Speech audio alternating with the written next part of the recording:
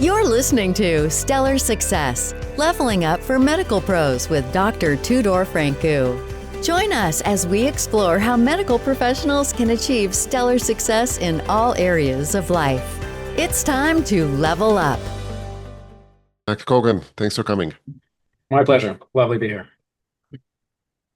Let's start with a basic definition because it's all over the place right now. A basic definition of what functional medicine and integrative medicine means. Right. So, well, they are a little different. Let's start with functional medicine. It's a little bit easier to understand for our listeners. So, functional medicine is basically, you can call it, the medicine of new century. It's basically, instead of trying to say, look, you have a diagnosis and I'm going to prescribe a treatment, you're saying diagnosis is a beginning of understanding what's happening to the patient. So I'm going to dig under the diagnosis. I'm going to find out what's causing the diagnosis. I'm going to understand how did the body get off of the kilt? Was there mechanical problem of the tissue? Was there a toxin of some sort that threw off metabolism? Was there a hormonal problem? Was there some problem with the immune system and the barriers that our body constantly bombarded with all kinds of environmental challenges? Has there been some social impact, right? So isolation, or is the person meaning in life is lacking, and so they're getting depressed, and depression manifests as a somatic complaint. So there are all these variable ways of looking at the causes, at the actual, what we sometimes call drivers of disease. And then the drivers fall on top of milieu. They fall on top of who the person is, their genetics, their upbringing, their social factors, their history of how they live their life, their lifestyle, et cetera, et cetera. So when the drivers click on top of those of the milieu, then the disease manifests. And then you apply the treatment that's not necessarily going to suppress the symptom, it's going to address the driver. And so the treatment may be very biologic, very similar to how we would treat any illnesses, maybe a medication, more likely a supplement or a diet change. But functional medicine can also prescribe a nature, right? It can prescribe an acupuncture because energetically that's what fits the best.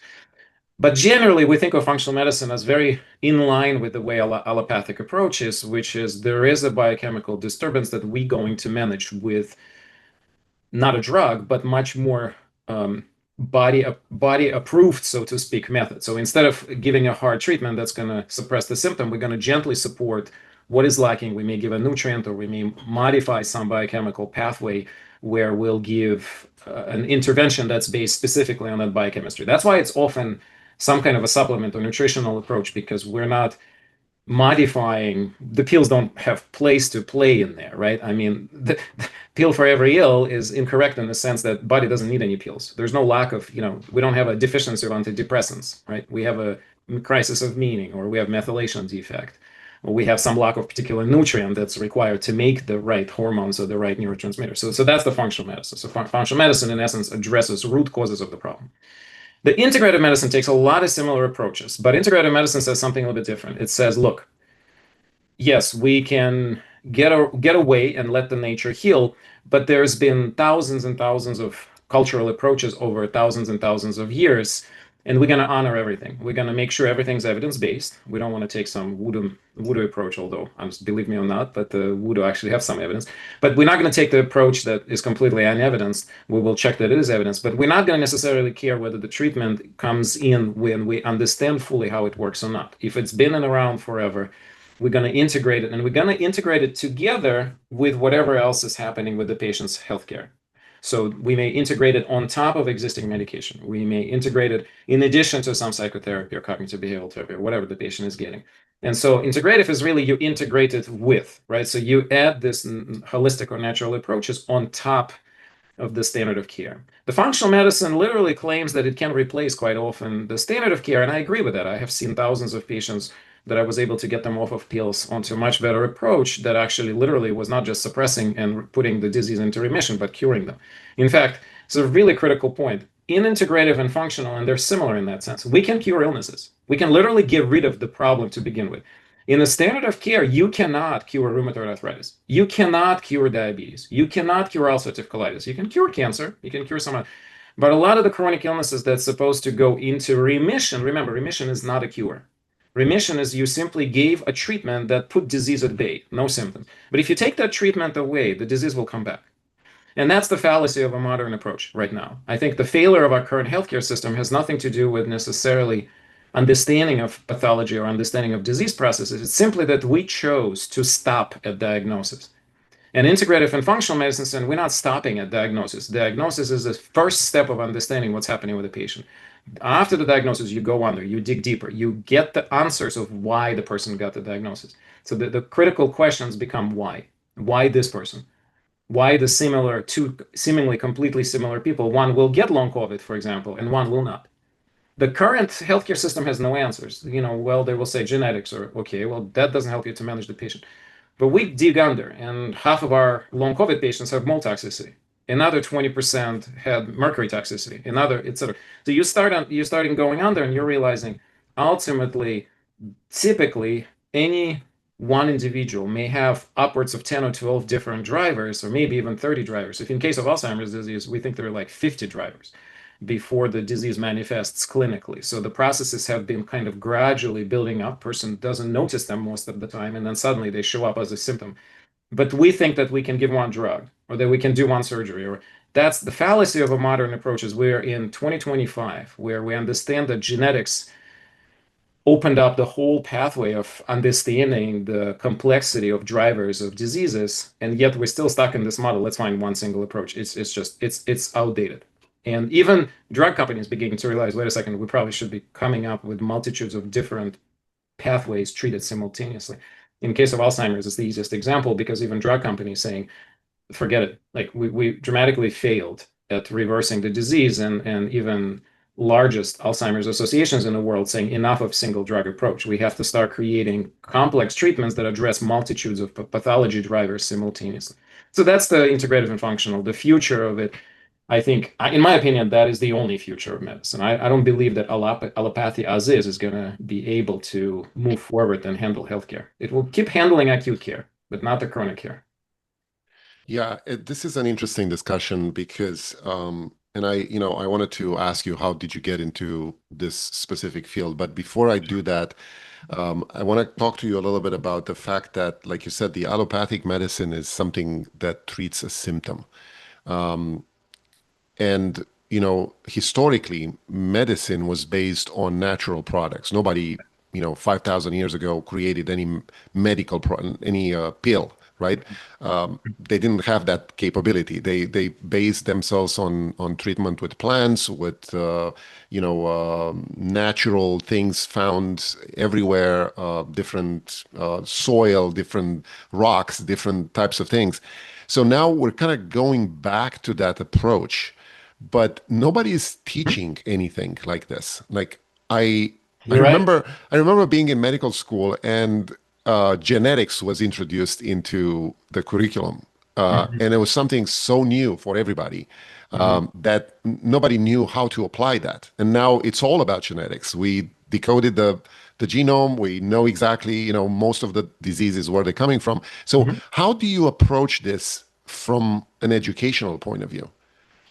Well, I mean, we have a training program at GW, right? So I'm I'm associate professor of medicine at George Washington University. And when I came in 2007, John Penn was running our center, and he started all things integrative at GW. And for quite a long time, we had an integrative medicine track, and now things are a little bit different, but we're continuously teaching students. It's a very small component of teaching, but we're trying to give them this, exactly what you said, this sense that if they're not going into surgery, radiology, or some specialties where integrated medicine can fit, but in a very small niche. But if they're going into primary care, the internal medicine, gynecology, pediatrics, geriatrics, which is what I do, you're faced with the fact of a failure every day of your work, right? So you have to start adding these other pieces. There's a profound resurface of interest in lifestyle medicine. In fact, there's this whole lifestyle medicine association that's yet another field of medicine, right? So the lifestyle medicine does not deal with some of the advanced integrative modalities the way, like, it's not going to prescribe acupuncture that I may, but nonetheless. So there is a movement, there is a gradual shift in medical education to understanding that we have failed to recognize some of the critical core values of the medicine from the past. And with the quote unquote evidence-based approach, we put our entire belief into it without realizing that you can make up evidence however you go. And unfortunately, the current healthcare system, the way it is, being so for profit, the evidence has been manipulated all the time. We know that's happening. We know that the quality of evidence for a lot of pharmaceuticals is very poor. give you an example. For every published study on antidepressants, there are 3 to 5 negative studies that have been buried. So we know that the data on a lot of the drugs is being manipulated and presented to the public, not necessarily in the most truthful light. More importantly, and I'm not even necessarily saying that's the worst. The worst is that we're really not comparing pharmaceuticals to non-pharmaceuticals in side-by-side practical way. Doing randomized control trials on the diet is baloney. You can't randomize control certain things with our own lifestyle. It's not physically possible. You're going to know that you're eating different from somebody else. And yet we sort of say, well, if it's not possible to do, then we shouldn't be studied because it's not valid. That is a complete ignorance of the simple fact that the lifestyle not just matters, but lifestyle is 80 to 90% of your health.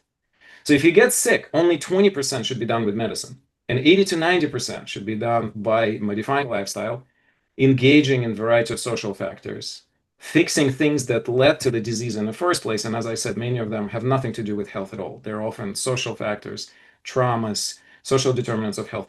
All of those things together, that's 80% of our illness management, should be, but it's not, right? It's the exactly reverse. Wayne Jonas put this very, very clear in several of his books, including the one that's called How Healing Works.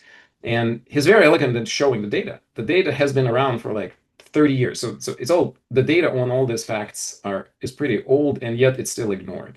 And it got into the really interesting point. I'm going to tell you something you may not know. In 2025, 250,000 Americans were killed by the healthcare system, by the correctly prescribed medications. 5 million annual serious side effects that land people in the hospitals, 250,000 annual deaths. And the escalation of this problem is not linear. If we change nothing, in about 50 years from now, 90% of Americans of all ages will be taking medications. 50% will be taking 5 or more medications, and more than 1 million Americans will die every year from side effects of drugs. And I'm not talking about illicit drugs, right? I'm talking about the regular medications prescribed as the part of standard of care. So, it's you're opening a Pandora's box here. Exactly. I Because used I'm to be gonna afraid of it. I used to be really scared of opening this Pandora box because I felt like, well, we can't do anything about it. yeah. But somebody has to start doing something about it. Yeah, absolutely. And I think you hit the nail on the head here with this remark, because the question is not how we treat the patients, it's how we stop the lobbying of the pharmaceutical companies that are putting out drugs with known side effects and with known issues. It's a tall wall. Very. We're up against something that it's hard to fight. And it shouldn't be, because we chose in this country to say that it's okay to make a healthcare profits first over everything else, that it's okay for our healthcare system to honor the stockholders over the actual delivery of health to the country. And it was a whole society decision. Drug companies, I mean, sure, they lobbied for it, but they didn't have to win this process, right? I mean, we all were participants in it. And the part of the issue is we should stop blaming everything to the government and to the drug companies, because this society wants pill for every ill. And we're in a free democracy here. If we stop getting medications, if we stop going to pharmacy to buy Motrin every time we hurt our shoulder playing tennis, guess what? And we put our money into turmeric and ginger and acupuncture, guess what? That's what will flourish. We don't have to default all of this upstairs. We do have control. That's what my latest realization is this. I can't do much, but I can teach my own kids. I can take care of my aging parents in the best way I can, and I can walk this path truthfully and say, I can do this. Here's my examples. Both of my kids are pretty healthy without single pill. Both of my kids are, well, one of them has to take attention deficit medication. So it's not completely without, I'm not saying everybody should be off the pills. I'm saying with the right approach, with the right judgment, they can learn, both of them learned a very healthy relationship with cannabis. They only use it topical, because that's one of my expertise. And they know that when they get a bruise, instead of popping a Motrin, they're going to go and put a topical cannabis on. And I don't necessarily think that topical cannabis is going to really be. It's probably fancy placebo. Probably not. But point is that I'm teaching them not to believe into the structure of the system, pill for every ill. I'm teaching them that you can find food as medicine in most of the cases. You can find natural power inside your body to get over almost everything. So I'm gearing towards the sense that I think we should start this with every patient that comes in your office and It's educate the patient, because I think ultimately it's their decision how to do things about their health. honey on Um, island. That's if we can just do that, if we can take every patient that comes through every healthcare facility door, and instead of blindly giving them pills or more procedures, if we say, look, there's always another way. We're not telling you that we're going to ignore you and we're not going to treat you. We're not telling you that you don't need those pills. Maybe you do, but we have to start you with not pills. We have to get you into a lifestyle modification. We have to tell you that you have to commit time, potentially some money, and most importantly, the energy into the process of getting better. We cannot just give you something and overnight you're going to be hunky-dory, yeah, healthy again, because you can't fix 20 years of horrible diet with 1 day of bad pill. Just doesn't work this way. Doesn't work. yes, it doesn't. And it's very hard to change the mindset of those patients overnight. And I think, I mean, the society these days is that way, that we need to have things yesterday, right? But I think Uh, things are changing. I do. I see every level of society, and trust me, I'm not just in a, fancy integrative holistic medicine office. I'm in university seeing Medicaid patients. And I see this need across every strata of our patients. It doesn't matter whether they make money or not. Everybody understands that ultimately, if they can change what they have, if they can change their lifestyle a little bit, if they can take some natural products, they'll get that. It's their preference. I think we somehow presume that culture is pill for every ill only. It's changing. There is still that. There is still this desire of a quick fix. Look at what's going on with the obesity drugs, right? yeah, But at the same time, I do see that there's a resurface of a deep understanding that the healthcare system is not going to solve our chronic illness problems. There is an increased amount of belief that medicine is failing us. And I see this at every level because the way that patients come and ask questions, I'm sensing that not only do they struggle with the standard of care, but they don't want to do it. But yet, then you have a problem of how you paying for all this. So the people who have a lot of money, no problem. They just pay for acupuncture, they pay for whatever. If you're talking about vulnerable Medicaid population, that's why I started AIM Health Institute. I said, at least let's find a nonprofit. Let's try to get some grants for nonprofits so that people with less means can have some access. And what's really fascinating is that we did some work at Bread for the City, at some other clinics in the area, and we find the quality of the results and the significance of benefits is much larger than in people who have money, because these patients generally don't have any access. So we did acupuncture for chronic pain as an example, and we saw a very big result. We saw a very big change. 50% of patients stopped taking pain pills. That was a pretty dramatic data. And the data is accumulating. The data is there. We know that integrative modalities work. Pain is a great example because the standard of care for pain is miserable. We know that it led to the opioid epidemic. We know that it's led to complete lack of any kind of successful models and high level of abuse of Medicare, for example, because all these procedures for chronic pain that don't do anything, they're often given to patients right off the bat without doing anything else first. And so, and the whole chronic pain approach has failed completely and dramatically. And part of it is simply because we have not put the money to research things that are on the sidelines. So now finally there is this complex modalities, complex approaches. University of Vermont is the first major academic center that pilot full integrative pain program, and they're showing something like 70% reduction in ER visits, 50% reductions in medications, 30% reductions in imaging, and more importantly, saving of like $500 per person per month. So we know this works and it's cheaper. We know that patients want it, right? So what's lacking is the disconnect between the sort of the powers to be that deciding what insurances should pay for, and I would just say what CMS, Center for Medicare and Medicaid, will pay for, because all other insurances usually follow that. So if we say Medicare should pay for all these integrative approaches for pain, and I think it should, Trump, do they? they don't. No, but they should, and I hope they will. But Trump came out and said, let's Medicare patients should get paid for taking CBD. Right. He said that. Now, is this going to change anything? No, of course not. Because you can't, you can't throw out statements like this into the vacuum, because there's just no political power to make something like this happen. If he throws something like this, hopefully Yeah. somebody will follow it up with it, but it's not going to happen. So what is the financial model then to be able to apply those things to patient care? That's a Like, great question. The models is beginning to gradually shift from fee for service. The biggest hurdle we have right now is a fee for service, because insurance has to decide what is covered and what is not. And they only can decide it based on existing evidence. The problem with this approach is very simple because of certain modalities that we discussed, acupuncture, mindfulness, diet, exercise, tai chi, yoga, acupuncture, massage, all those things, they don't necessarily fall, they don't have to fall into fee for service. So the UVM, University of Vermont, took a model and said, look, give us 4 months per patient, one chunk of money, and we will make the patients better and we'll save you a lot of money. And the program works. So we are now trying to implement this exact model here in DC through our nonprofit to show. And I think then you take this successful pilot, you go to the CMS and you say, look, now this is working. I'm saving you money. I'm not even asking you to pay me a whole lot. All I'm asking you, when I'm saving the money for your patient, give me half of it or whatever. That's how to make it sustainable. Fee for service models imply that no one cares about outcome. There's no inherent interest in benefiting the patient. You just deliver your service as you're asked, and then no matter what happens, you're done. And believe it or not, it sounds very cynical, like I'm saying about this as if nobody cares about the patients. Of course, that's not true. Doctors always care about the patients. But doctors, unfortunately, all stuck in a system, right?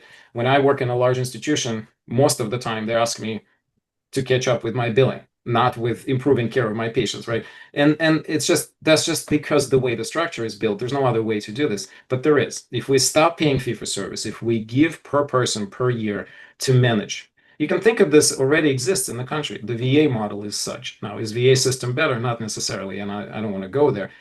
But they do certain things better than the private sector, surprisingly. And so you can build these infrastructures and still make them privatized, still make them run based on individual local resources. But instead of paying fee for service, you're going to pay per 3, 6, 12 months per patient. And if the particular office or particular system does a good job, at the end of the year, when you're clearly saving the money, you get bonus. And trust me, that will be a huge incentive, and people will be very careful at what they prescribe, because their idea will be, well, we don't just need to send the patient home with a new prescription. We have to make sure that patient is doing well. Otherwise, we're not getting bonus. And it sounds all very cynical, but that's how the system works. The system works first and foremost as a business. And if we can get rid of it, I mean, we can totally create single payer, stop all the businesses changing for it. There is no any kind of political will. I mean, Bernie Sanders of this country, far in between, and they have no chance of carrying their voice upwards,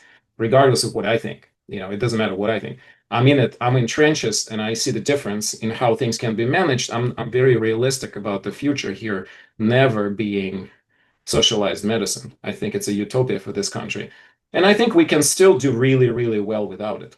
We just have to really stop incentivizing drugs, procedures, more tests. We need to incentivize high touch, low tech approach. And of course, the AI is going to profoundly assist with this. I'm a huge believer. So it's interesting you got to this point, because I want to ask you a question. For the past, I don't know, maybe a year or two, there are so many companies out there that you can go basically virtually see a doctor, prescribes, a set of labs, a complete set of labs, maybe along with a methylation test or a genetic test or, something like that. You get the results back. You go through this process of consulting with a physician or even with AI help. And they come up with different modalities of treatment based on your condition, right? And then none of them are allopathic. Correct. Most of them are, like you said, they're functional, but this functional is a classic approaches to your lifestyle, to your diet, to your exercise regime, and all this stuff. How do you see this evolution of medicine by doing that? Like you are someone who's doing this with your patients. Right. When somebody comes to your office, what do you do? Well, that's partially what I do. If they're interested in this, I'm immediately offering exactly that to them. And the reason for that, especially if they're, let's say, I'm not going to guess your age, but if they're in their 50s, 60s, and 70s, I'm going to say, look, if I do this way, I could probably buy you X number of years, not necessarily because my methods are going to be magical, but because I'm going to take you away from the polypharmacy cascade. And I have hundreds, if not thousands, examples of that. I'm going to say, okay, once you start getting a little bit of a certain issues, instead of giving you a pill, I'm going to figure this out through this functional cascade of tests, and I'm going to treat it better. And I think this is the future. I mean, this is this century's medicine. It's a personalized approach that's based on understanding of your personal drivers of health and illness and how to manage them. And the reason that they're all integrated for functional, because allopathic approaches don't exist for this. There are certain cascades with, like, for example, allopathic medicine has no approach for chronic inflammation. None. Zero. There is not a single treatment within the allopathic approach that can treat autoimmune conditions or chronic inflammations. Now, we can suppress certain illnesses. Like, let's say you have a rheumatoid arthritis, you can give methotrexate or some other anti-inflammatory drugs, but they're not anti-inflammatory. They're immune suppressants.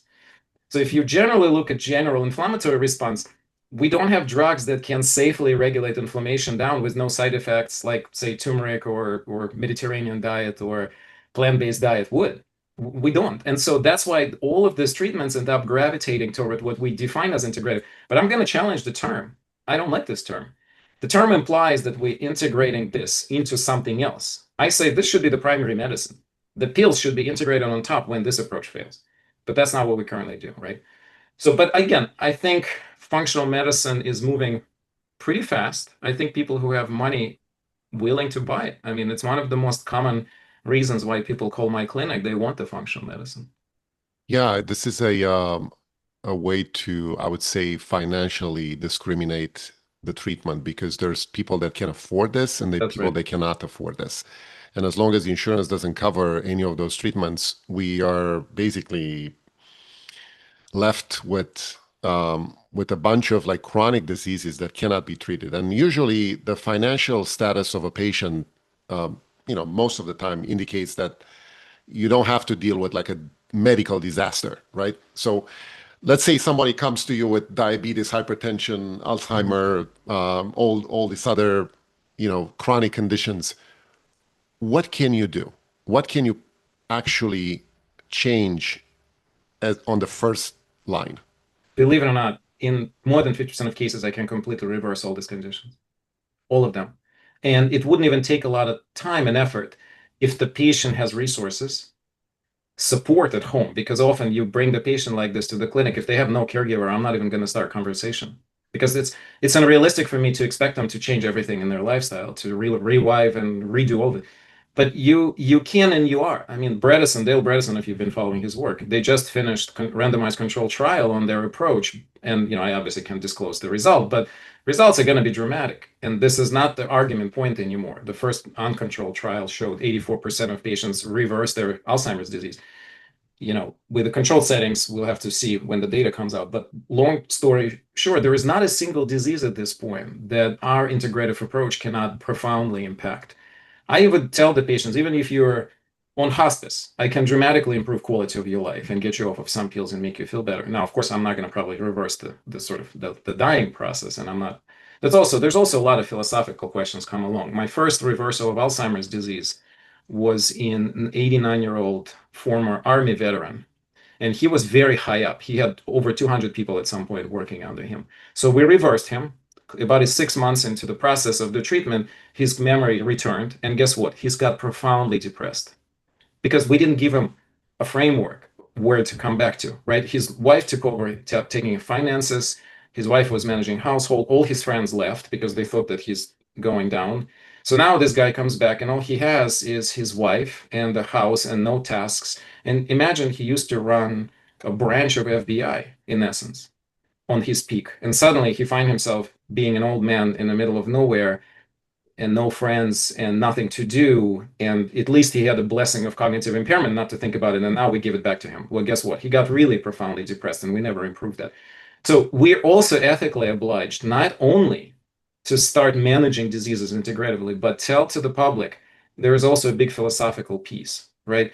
We have to start giving meaning to our aging population. Right now, it's like, okay, well, you're a certain age, you end up in a nursing home. Because if you don't contribute to society working, you're not contributing. But you look around other countries, older age is one of the most important values because it's a cumulative expertise. It's a life lived. It's the prolonged exposure of other people to your wisdom, and people value this, but we don't. And so one of the most important aspects, I think, through the way we practice our healthcare, in my opinion, we also devalued a lot of the traditional wisdoms. We sort of threw them out of the window because in context of our highly productive society, we stop valuing certain things, right? We stop valuing the slowness. We stop valuing quality over quantity. We we think that the American dream is a bigger house with more cars, right? But the reality is we now beginning to get faced with, no, that's not the reality, right? The reality is the happiness doesn't lie in the success of our finances. So I'm hopeful. I think I'm hopeful despite the fact that I'm seeing probably the worst of our healthcare system. And I'm also seeing on the same day I may see a, person from the Capitol Hill from government with every means possible. And then an hour later, I could see a Medicaid patient who's living alone in a subsidized apartment. So I see this absolute polarities, but I'm realizing that we have a ethical obligation as a society to provide this similar healthcare system to both ends. Right now, we're not. No matter what we say, we do say we do, but we don't. We only Yeah. provide it equally in an emergency situations, but not in the standard. Yeah, it's Yeah. an acute medicine approach here. Yeah. But another question that might be very interesting is, first of all, how did you change your mindset to get into this thing? No, Because we I come think it we come was. out of Yeah. medical school with certain, Well, well, I never had the same mentality. I didn't grow up in. certain boxes that we're in. Yeah, but I didn't grow up in this society. I grew up in a socialist society, right? I grew up in Russia. So I saw Yeah, a medicine being practiced only for social good, for public good, and doctors were making same amount of money as plumbers. In fact, plumbers were making more because in order to get the right plumbing, you had to give a bribe. Just just the yeah, reality, everything was bribe based, except for doctors. Doctors wouldn't take bribes. It was considered to be the doc. So everybody were making about the same money, and so there was no incentive. So the only people who truly wanted to become doctors were stupid enough to go in there because if they were to become a janitor, they were making way more money. Anyway, that's so I came from that background. So I get to here and I see a completely different set of in fact, you asked me how I got into this. I was not supposed to be a doctor. I was supposed to be a veterinarian. I always loved animals. I had animals. I lived on a farm for a while. So I was convinced I'll be a veterinarian. The problem is then when I got in my early 20s, I started getting really sick. So I started getting allergies and I was getting ready to go to vet school. I got into Penn, University of Pennsylvania. And when I was working you had to get an experience in the office, in the veterinary office. So I was working with a wonderful veterinarian and I started getting horrendous allergies to the point where once I almost got intubated in the emergency room. oh my God. Yeah. And so basically I had to start taking antihistamines. And I remember I dropped out the decline letter going to veterinary school because I said, I can't do this. My both of my parents were very healthy. My dad is marathon runner, ran away from his asthma in his 20s. Now he's trying to run away from Alzheimer's at late 80s and doing pretty well. And so I couldn't see myself doing this. So I said, I can't go to vet school. So I went to med school instead because that was the closest. And in the fourth year of medical school, thank God I went to New York. I was working with Ron Hoffman. He has his own show and he was president of ACAM for a while. It's a great guy, great functional medicine doc. And he took one look at me. I was talking and he's like, you got mouth full of amalgams, full of mercury fillings. And he said, here, I'll give you a free. Right. So he gave me a free test. My mercury was through the roof. And that was the sort of beginning of my recovery. So scroll forward 10 years, all my allergies went away. My asthma completely resolved. I haven't used an inhaler in 30 years now almost. And basically my health started gradually, step by step, getting better. But I if mean, there not was for no other this, choice because at that time I mean, all the dental oh yeah. cavities were Oh yeah. were I mean, I was. mercury and gold. Yeah. Oh yeah. Yeah, I grew up in Russia. They exactly. didn't they didn't fluorinate the water until mid 80s. Was born in 74. By the time I was like 12 or 13, I had half of my teeth having mercury fillings. And of Yeah, course, I have MTHFR mutation and methylation defect. So put those together, I got really sick. But thank God I got sick. Imagine I wouldn't be getting sick and I would get to this point in my 50s. And so now I prevented all this decompensation and decline way earlier, and I kind of returned to the health. But I think everybody can return to the health.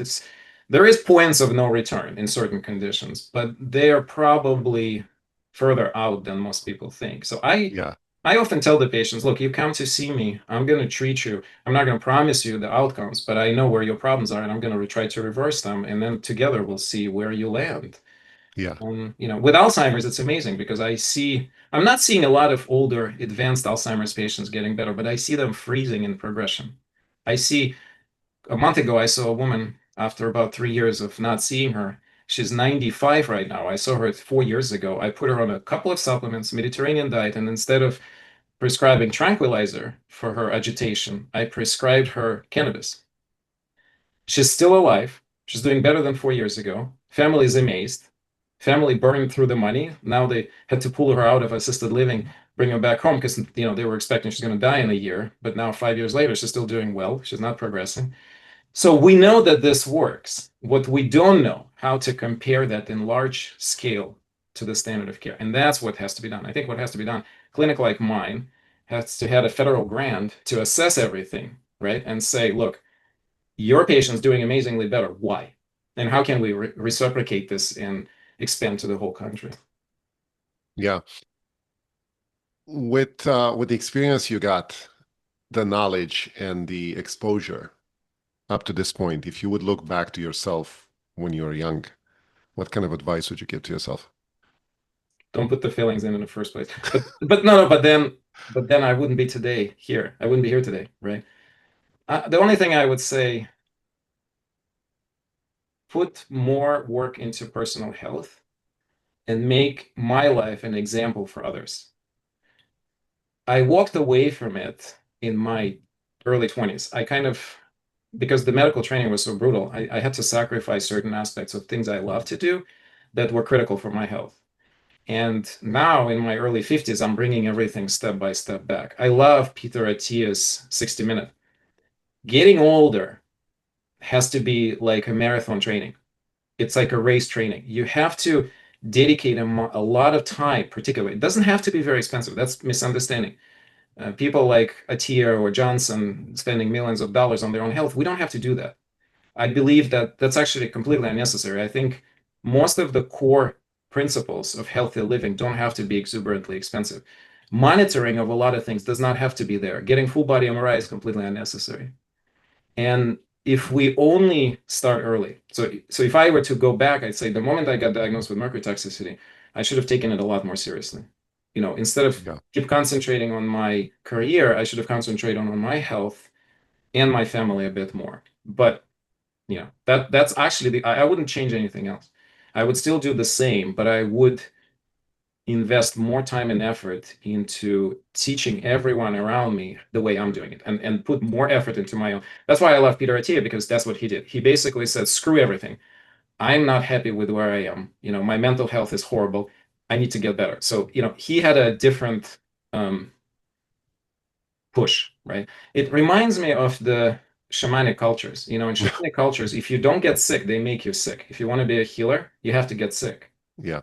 And so everybody, like Mark Hyman's story is the same as mine. I mean, he got sicker a bit later, I think in the 40s, I want to say, I don't remember. But also mercury. I got mercury poisoned in my early 20s because I had more silver fillings. He had other things. Peter had more of a mental health breakdown. But, successful healers have to go through their own dying, facing our own mortality. Otherwise, I don't think we can be good. I think we end up... Well, yeah, you can be successful in this thing without failing at some point in one area. So speaking of, how can people reach out to you and know more about your work? Yep, gwcim.com, probably the easiest. Our nonprofit is Health Aim Institute, healthaim.org. So those are the two easy ways. My email is mkogan@gwcim.com. So I actually do respond to emails. Perfect. I really appreciate this conversation and your time, and I think people should look more into this kind of work and expertise because, like you said in the beginning, this is the future.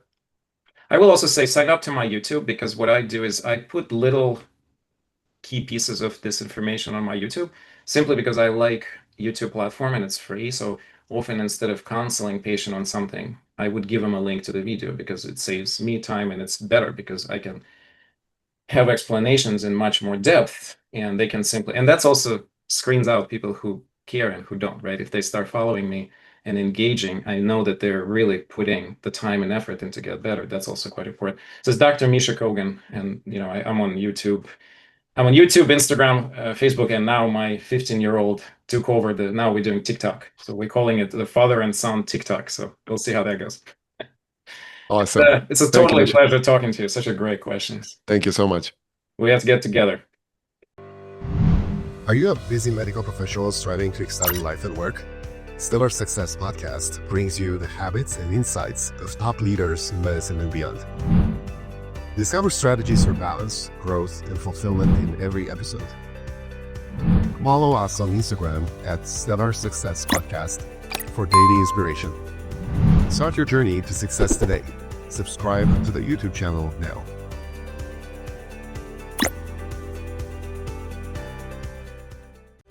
That's a wrap on Stellar Success, Leveling Up for Medical Pros with Dr. Tudor Francu. Interested in joining us? Go to stellarsuccesspodcast.com/guest to apply. Stay stellar and level up.